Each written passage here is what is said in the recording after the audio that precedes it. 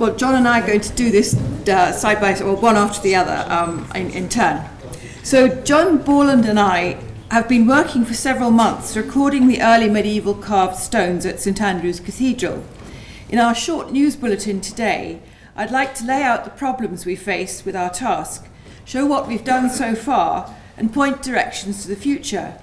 I feel slightly awkward delivering such a report because I usually only speak in public when I've actually worked out a solution and have some important conclusion to present. But this is an archaeology research in progress, so please accept this as a very much an early stage news flash, and we've got nowhere near to demonstrate any conclusions. St Andrews is not only the premier church of Scotland's patron saint, it is also the original archiepiscopal cathedral.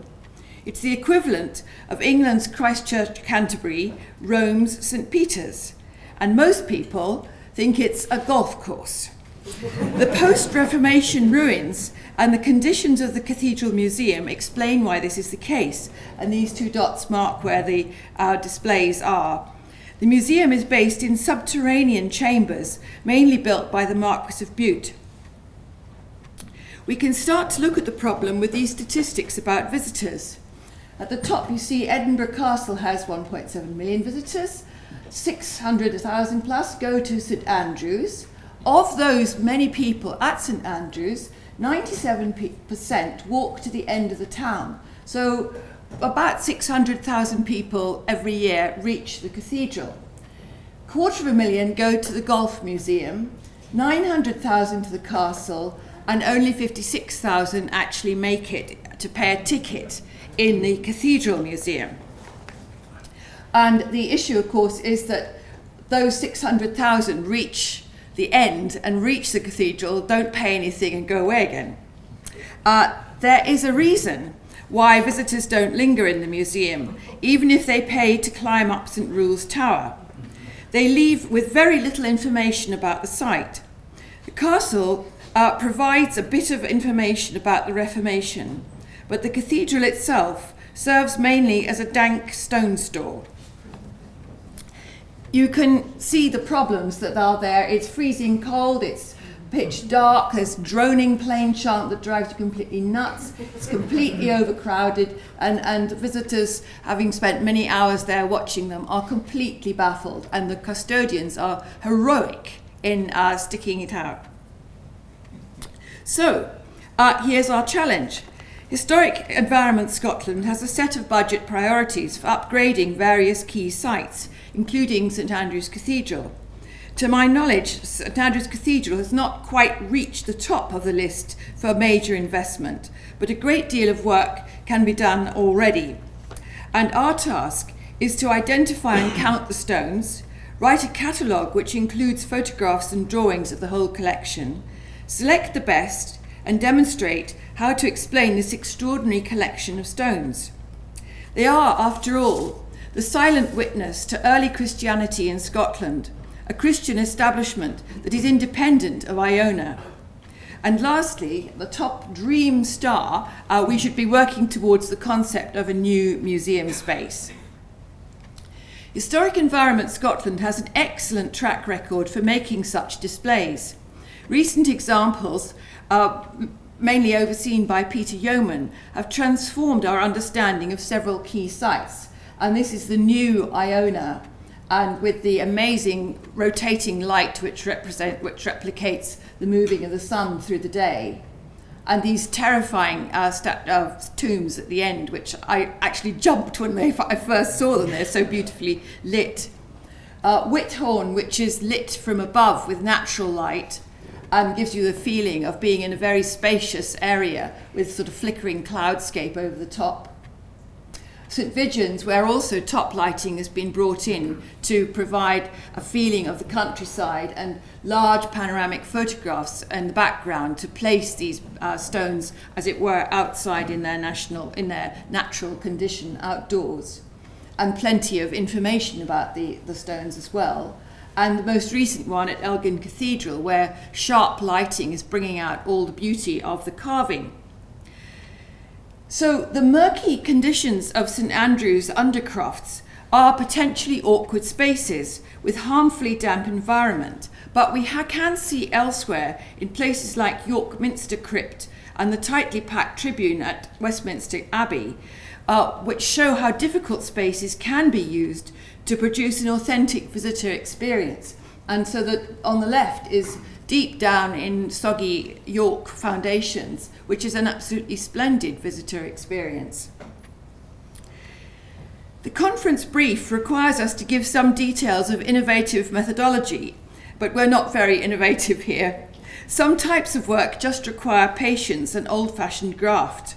Counting and cataloguing the stones took a long time.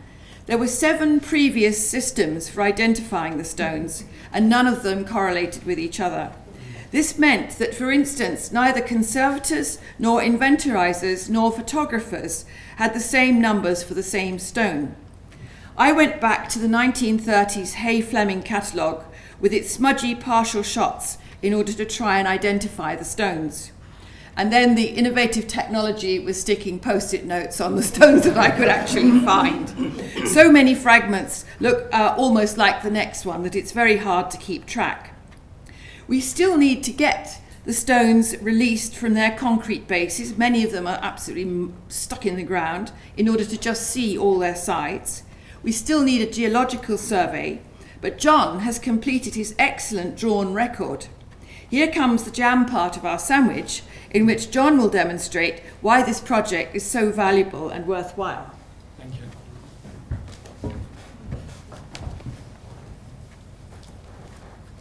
Thank you very much, Jane.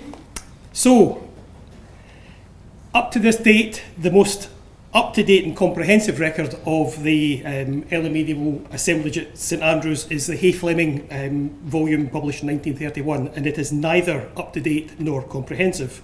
So a detailed record of this important assemblage is long overdue. The measured survey process basically is a visual stock taking. The visual record that we will make, that I will make, will stand alongside Jane's written descriptions and hopefully assist with any subsequent analysis of the material there. And most definitely, if HES is planning to move towards a redisplay, that redisplay will be all the better if we know just exactly what it is we've got. And I think there's some evidence that from the current display that might not have been the case. The current layout doesn't make my task very easy. It makes it difficult, at times impossible. The stones are slotted into concrete bases, some of them. Others are set into concrete bases. Many are placed cheek by jowl and back to back, so it's very difficult to get easy access all the way around to record it if it's sculpted on all 4 sides. So the full visual record won't be completed until the current display is actually completely dismantled, and I'm relying on my colleagues in the Conservation Department to help facilitate that. We're going to be doing some of that as a rolling programme, but I suspect some of it will wait until the whole display is dismantled.